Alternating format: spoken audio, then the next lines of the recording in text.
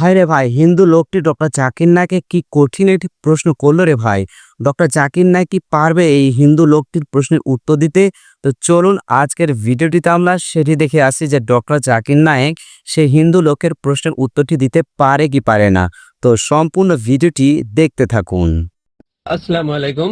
আমার নাম মেহেদী আহমেদ। আমি গবেষক ইতিহাস এবং রাষ্ট্রবিজ্ঞানের। এখন আমি কম্পিউটার বিজ্ঞানে পড়ছি। আমার প্রশ্নটা হলো জাদুর বিষয়ে, যা ম্যাজিক বা যে নামে আপনি এটাকে বলেন, আমি নির্দিষ্ট করে বলছি না। তবে এটা একটা পরিবার সম্প্রতি তারা কাগজে কিছু একটা নেতিবাচক লেখা পেয়েছে, যা দ্বারা বুঝতে পেরেছে যে এটা জাদু। আর এ থেকে পরিত্রাণের জন্য নিজেরা একই কাজ করেছে। এটা বিশ্বাস করা ভুল। আমি অবাক হয়েছি।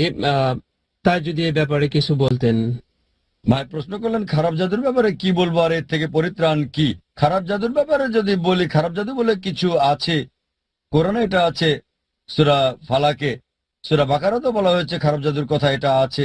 তবে আমাদের এই খারাপ জাদুর ভেতর জড়িত হওয়া যাবে না, এটা করা যাবে না। আমাদেরকে আল্লাহর উপর বিশ্বাস রাখতে হবে। আর প্রতিকারের ব্যাপারে যদি বলেন, শেষ দুটো সূরা মুআদাতিন, সূরা ফালাক, সূরা নাস এজন্যই নাজিল হয়েছে। এই দুটো সূরা খারাপ জাদু থেকে পরিত্রাণের জন্য।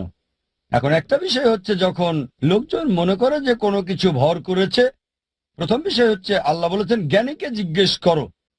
সূরা নাহল অধ্যায় 16 আয়াত 43, সূরা আম্বিয়া অধ্যায় 21 আয়াত 7। ডাক্তারের কাছে যান, ডাক্তার যদি চিকিৎসার কথা না বলে, রোগের চিকিৎসা না করে, মনোরোগ বিশেষজ্ঞের কাছে যান। আর যাদেরই খারাপ জাদুর প্রভাব পড়ে তারা ডাক্তার এবং মনোরোগ বিশেষজ্ঞের দ্বারা ভালো হতে পারে।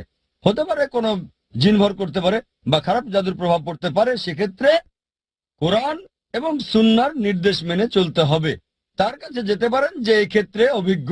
তবে আমি না বলে পারছি না, অধিকাংশ লোক যারা দাবি করে যে অভিজ্ঞ, 99%-এরও বেশি ধোঁকাবাজ। আমার মতে 99%-এরও বেশি হবে, এটা আমার পর্যবেক্ষণ। 99%-এরও বেশি যারা বলে খারাপ জাদু দূর করতে পারে তারা প্রতারক।